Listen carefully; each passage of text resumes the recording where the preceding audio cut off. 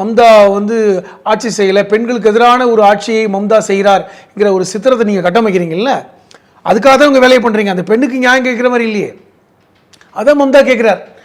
இந்த கேஸு நாங்கள் உடனே சிபிஐக்கு கொடுத்துட்டோம். மாநில அரசே சிபிஐக்கு கொடுத்தாச்சு. 16 நாட்களாக சிபிஐ என்ன பண்ணி கொண்டிருக்காங்க? அப்போ யாருடைய குற்றம்? ஏன் குற்றவாளிகளை இன்னும் நீங்கள் தண்டிக்கலை? இந்த கேள்வி கேட்குறாங்க. அதனால தான் உங்கள் வார்த்தையை சொல்கிறாங்க, நீங்கள் மேற்கு வங்காளம் பற்றி எரியும்னு நினைக்கிறீங்க.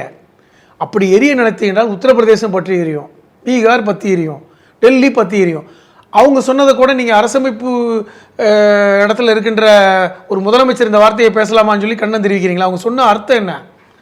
இதே பெண்கள் விஷயத்துக்காக உத்தரப்பிரதேசம் தெரியாதா?